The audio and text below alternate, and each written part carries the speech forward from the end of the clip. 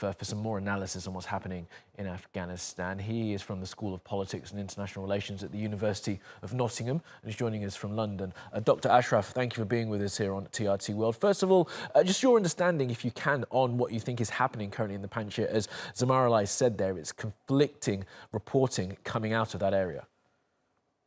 Well, I think we will see a great deal of conflicting reporting because the wars of today are accompanied by a narrative conflict. It's all about narrative management. And what we're seeing is the Taliban trying to maximize positive reporting, trying to influence primarily the people within the Panjshir Valley, as they have done in other parts of Afghanistan, to give up. So they are probably exaggerating their claims, but are also backing up their claims with some attacks within the valley, so that people within the valley will come to a conclusion eventually to give up. At the same time, we're hearing from the leadership within the valley. Amirullah Saleh is one of those people who has made statements primarily targeted at the Western and international audience. And he's using terms such as terrorists, we will not give up to the terrorists, and he is talking about freedom and various other things, appealing to Western nations particularly to view this conflict not just as a conflict in Afghanistan over power, but one that they will see as part of the war on terror, as something that is to do with female emancipation. And in that way, he wants the West to support them. They can't survive without Western or other external support, probably brought in by air because the valley is cut off. And so this, what we're really seeing, these conflicting reports, are the narrative wars that accompany modern wars. What that really doesn't tell us is too much about what the reality is on the ground. Now, I think that if the Taliban don't get a surrender or an agreement, which they have failed so far, I think their strategy so far in the last few weeks and months has been in Afghanistan to encircle, to use psychological operations that they have overwhelming force, and to avoid a conflict, which is what they've done fairly successfully. We've had relatively few casualties in the takeover of the country, essentially a complete takeover with the exception of the Panjshir Valley.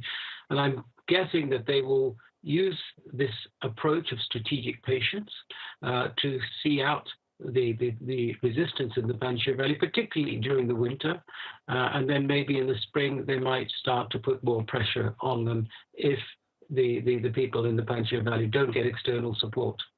Okay, and Mr. Saleh was key to mention as well Al-Qaeda in that statement that he put out on Twitter yesterday in support of what you were saying, Dr. Ashraf. Now, let's look at the international airport in Kabul. Domestic flights resumed yesterday. What's your understanding of the process that's going on to get that airport open? And more importantly, perhaps for the people of Afghanistan, when will aid flights be able to come in, do you think? Well, it's difficult to know what timescales we're talking about because we don't have a detailed account of the repair and maintenance task and the cleanup task. So even if we think in terms of cleanup, why is that important? Well, you know that modern jets, you've got a picture being displayed there, have engines that suck air in at the front and push it out at the back at a higher speed.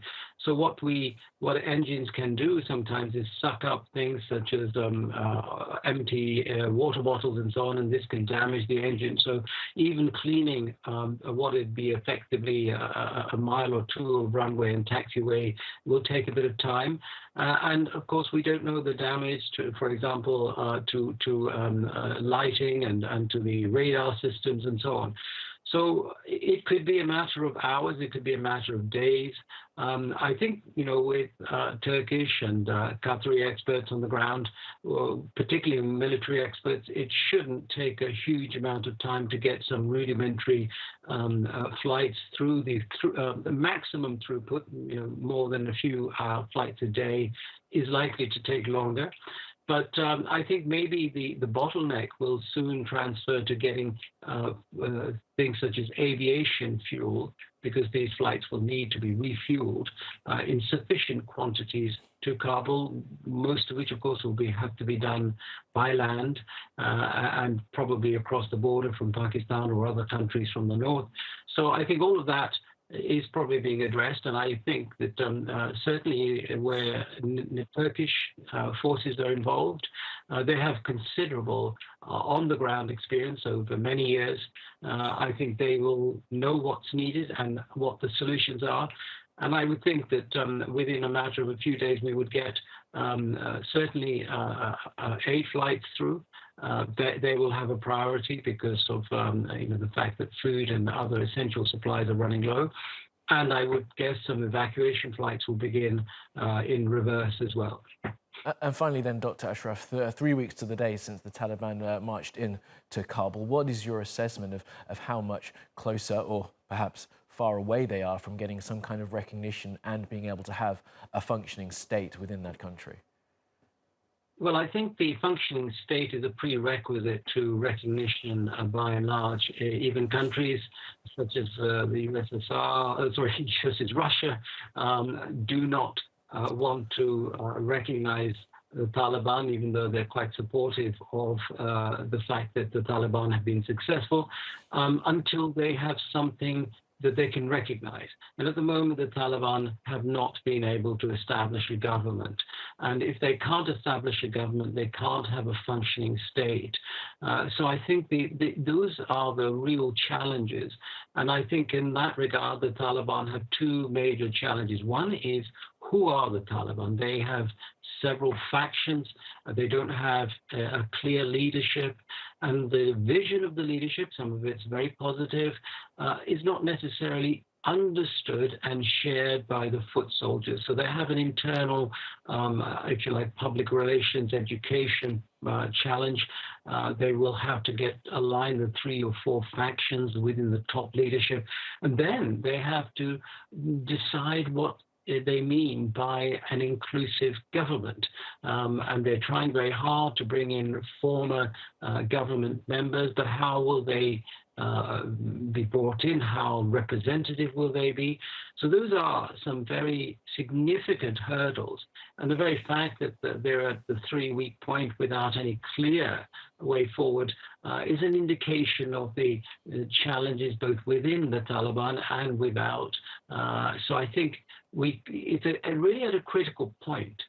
If they don't come up with a successful and relatively sustainable model for the new government and get it functioning even in a slightly embryonic fashion within a few days, then what might happen is you might get this Taliban project unraveling, and you might develop a very dangerous situation in the region, as Mark Tully, the general, the U.S. general, on your program just a few minutes ago suggested, that we could then have destabilization, which will make this a ripe place for extremists such as the Al-Qaeda organization and ISIS, Khorasan.